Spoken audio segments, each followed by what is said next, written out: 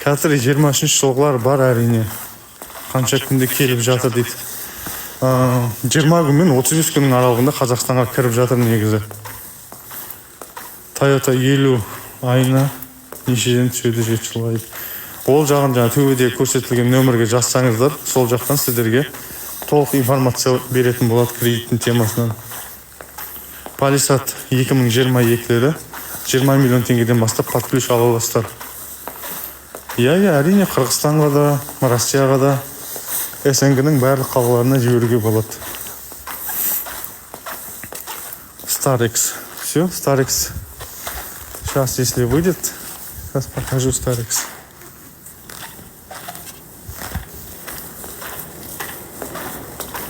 Доллармен айтшы дейсіз ба?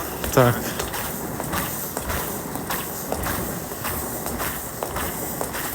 Долларға қай машинаның бағасын сұрап жатыр едіңіз? Elantra. Бұл жақта Avante деп айтылады. Вензаның 2.7 емес, 3.5-тері көп мұнда ше. 2.5-тері сирек кездеседі Вензаның. Starex Grand и сколько будет? Сейчас.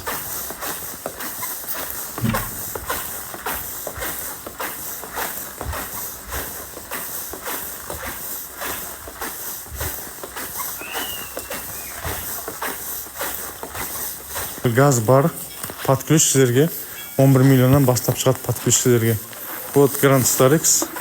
Сейчас посмотрим на данные. Так, 19 год. 2.5 дизель. Видно, да? Все цены не написали.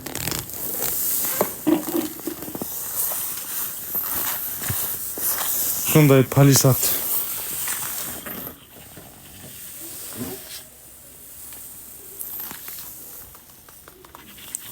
Hyundai Palisade да Бишкекке айтайын сізге.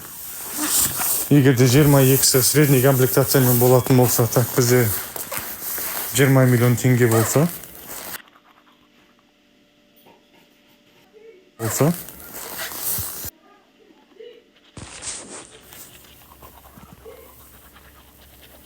Grandeur 2013 под ключ сізге 8 миллионнан басталып шығады. МРС жиылдар бар әрине. Бізде төбеде көрсетілген нөмірге жазсаңыздар, сол жақтан сіздерге толық информация беретін боламыз. Және G70-те, G80-де бар. Бізге жекеге шықсаңыз, толық есептеп жазып беретін боламыз. Grandeur 23 жыл. Grandeur 23 год, полная комплектация. Вот полная комплектация вам обойдется где-то 20 на 20 миллионов вам обойдется. Полная комплектация. Kia Sportage здесь 2.5 объема нету. Sportage здесь только 1.6 турбо выйдет. 1.6, если вам нужно 1.6 турбо, то она выходит в районе где-то 16-17 миллионов тенге. Пикап, қандай пикап сұрадыңыз? Пикап бұл жақта тек Sanyong маркасының ғана пикабы бар. 7-местный гибридтен не бар дейді. 7-местный гибридтен 7-местный гибридтен бізде Sienna бар, Sorento-ларда бар гибрид, Santa Fe-лерде бар гибрид, Carnival-да 1.6 гибридтер бар.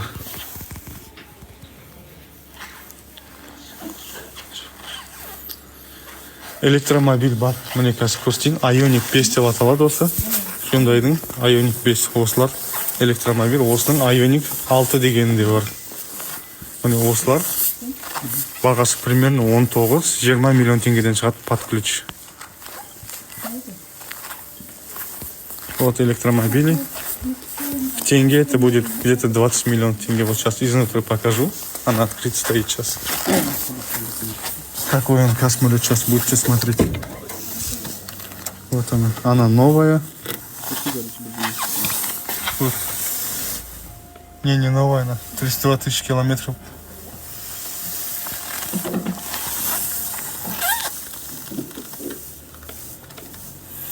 Вон где-то выходит 55-60 тысяч вонами.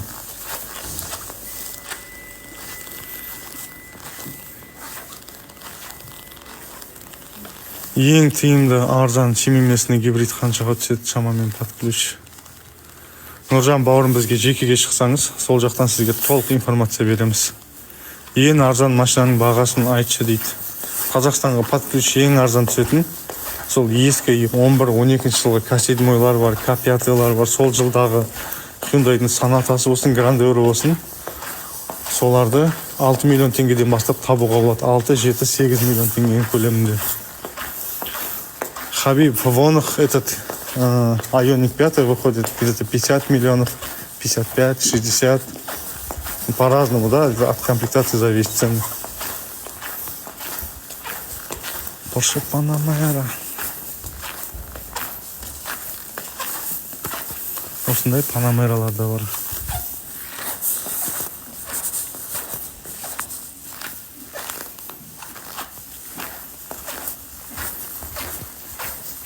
Осындай А6 алдырсаңыздар да болады. Осы А6-тер. Қазір мен сізге айтайын, осы А6-тің қанша тұратын. Объем 2 екен. А4 2, 2012 жылы екен. 144 мың пробег жүрілген. Осы А4-лар сізге под ключ толық қазақ нөмірмен 9 миллион теңгеге түседі осы. 9-10 миллион теңгеге под ключ түседі.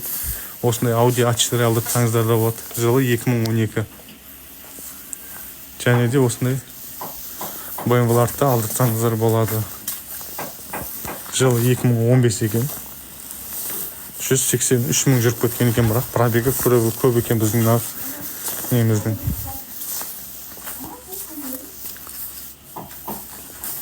BMW тройка бұл бізде. Бірақ өкінішке орай дизель версиясы екен. Бірақ сонда да үшін көрсетіп өтейін.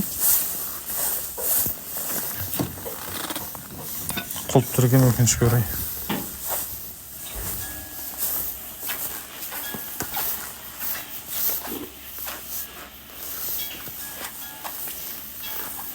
BMW-міз құлып тұр екен.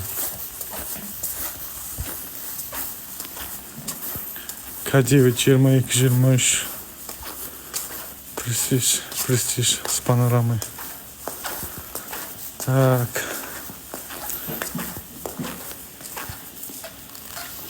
Алмаз бізге төбедегі көрсетілген нөмірге жазып, личкаға шықсаңыз, сол жақтан сіздерге барлығын есептеп беретін боламыз.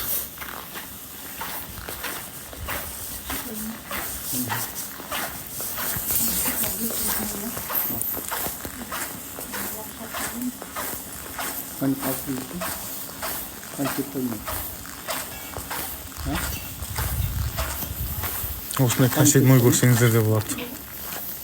Под ключ 12-13 миллион теңгеге түседі осылар сізге. 2020-21 жылғарын.